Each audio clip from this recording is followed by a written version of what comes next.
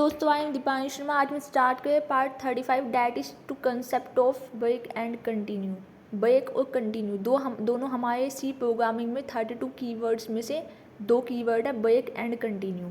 Break statement और continue, हम इन दोनों का यूज़ कहाँ करते हैं। मैंने स्विच केस में आपको ब्रेक स्टेटमेंट का यूज़ बताया था कि किसी पर्टिकुलर केस में हम ब्रेक स्टेटमेंट यूज़ करते थे कि ताकि वो उसको एग्जीक्यूट करने के बाद पर्टिकुलर केस को वो प्रोग्राम टर्मिनेट कर जाए, एग्जिट कर जाए स्विच केस से। लेकिन हम यहाँ पे ब्रेक और कंटिन्यू का जो यूज़ है वो हम कंडीशंस में भी यूज़ करते हैं। तो मैं आज आपको जो डेमो देने वाली हूँ ब्रेक और कंटिन्यू का, वो मैं आपको कंडीशंस में, इफ एल्स इफ कंडीशंस में देने वाली हूँ। तो चलिए समझते हैं। अब यहाँ पे सबसे पहले stdio एंड कोनियो दोनों हेडर फाइल हमने अपने इंक्लूड कर ली। टर्बो सी में ना आपको stdio और कोनियो डॉट एच दोनों ही हेडर फाइल को इंक्लूड करना होता है। अगर आप देव सी प्लस प्लस का यूज़ करें, वहाँ पे सिर्फ आपको stdio dot H header file include करनी होती है, उसी में ही आपका सब कुछ होता है। और जब हम conio dot H header file include ही नहीं करते देव सी प्लस प्लस में, तो वहाँ पर हमें क्लियर स्क्रीन फंक्शन या गेट स्विच फंक्शन को लगाने की नीड नहीं होती है। ठीक है, बस यही बेसिक डिफरेंस है, बाकी कोड एकदम सेम होता है। जो आप टर्बो सी में कोड कर रहे हैं वही आपका देव सी प्लस प्लस में होगा। सिर्फ आपका वहाँ पे conio dot H header file include नहीं होती, get C H O clear screen function use नहीं होता। अब मैंने यहाँ पे मेन फंक्शन बनाया जिसका रिटर्न टाइप मैंने इंट लिया, क्लियर स्क्रीन फंक्शन लगाया, गेट सी एच फंक्शन लगाया, यहाँ पे एक वेरिएबल डिक्लेयर किया टीजर टाइप का नम। मैंने यहाँ पे वाइल लूप यूज़ किया, वाइल के अंदर मैंने कंडीशन दे दी 1। तो 1 का मीनिंग क्या होता है कि ऑलवेज ट्रू रहेगी, वाइल कंडीशन हमेशा ट्रू ही रहेगा, ये इनफाइनाइट लूप है, चलता रहेगा। प्रिंटफ में लिखा मैंने एंटर अ नंबर और less than equal to 100 to find its square. मैंने यूज़र को बताया कि अगर आप लेस देन इक्वल टू 100 तक का कोई भी नंबर अगर आप देते हैं तो हम उसका क्या कर देंगे, स्क्वायर फाइंड करके आपको रिटर्न कर देंगे।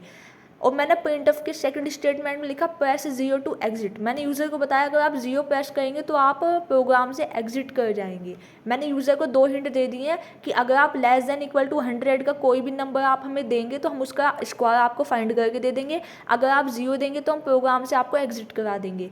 उसके बाद मैंने स्कैनफ में %d और m% ऑफ नम, मैंने यूज़र की दी हुई वैल्यू को रीड कर लिया with the help of scanf function. अब मैंने इफ़ कंडीशन लगाई, if num double equality operator होता है चेक करने के लिए, कंपेयर करने के लिए 0, कि अगर नम की वैल्यू 0 के इक्वल है, मीन्स अगर यूज़र 0 देता है तो हम प्रिंटफ में क्या कर देंगे, प्रोग्राम एंड थैंक यू। हमने यूज़र को बोल दिया कि आपका प्रोग्राम एंड हो चुका है, थैंक यू, धन्यवाद।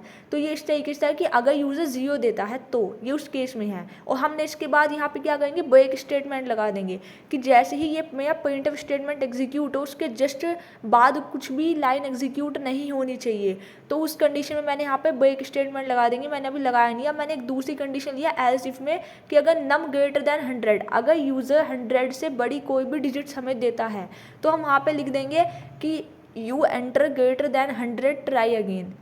कुछ भी आप लिख सकते हैं कि इनवैलिड इनपुट या जो भी आपको समझ में आया। मैंने तो आपको एक अंडरस्टैंडेबिलिटी के लिए बता दिया है कि एज इफ कंडीशन में ग्रेटर देन 100 के लिए कंडीशन लगी है, और जहाँ पे हमारा यूज़र अगर नम डबल इक्वालिटी 0, अगर यूज़र 0 देगा तो हम प्रोग्राम एंड कर देंगे, और एंड करने के बाद हमने ब्रेक स्टेटमेंट लगा दिया कि प्रोग्राम से बाहर आ जाए। अब जहाँ पे मैंने एज इफ कंडीशन लिया ना, मैं वहाँ पे कंटिन्यू स्टेटमेंट लगा दूंगी। अब इस कंटिन्यू का मीनिंग क्या है, अगर यूज़र ग्रेटर देन 100 देता है तो मैं उस प्रोग्राम को एंड नहीं करूँगी, मैंने कंटिन्यू लगा दिया, मीन्स कि वापस से प्रोग्राम ऊपर से स्टार्ट हो जाएगा। कहाँ से, वाइल लूप के अंदर जो फर्स्ट स्टेटमेंट है वो वहाँ से वापस से एग्जीक्यूट करेगा। कंटिन्यू का मीनिंग ये होता है, ठीक है। तो यहाँ पे कंटिन्यू क्या करेगा, वापस से पूछेगा कि enter a number less than equal to 100 to find its square, press 0 to exit. Continue यहाँ पे इस तरीके से काम करेगा अगर यूज़र ग्रेटर देन 100 की कोई भी वैल्यू देता है तो।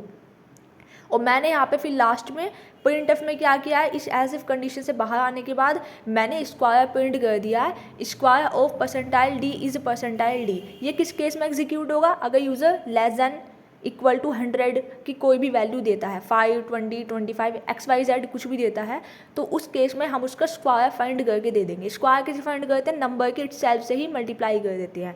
तो आपको ये कोड समझ में आया होगा कि कैसे ब्रेक और कंटिन्यू स्टेटमेंट का हमने यहाँ पे यूज़ किया है। अब मैं एक बार प्रोग्राम रन करके दिखाती हूँ। मैंने यूज़र को बता दिया है कि लेस देन इक्वल टू 100 देंगे तो हम स्क्वायर फाइंड करके देंगे, स्क्वायर ऑफ 5 इज़ 25 आ गया, 0 किया तो प्रोग्राम एंड हो गया।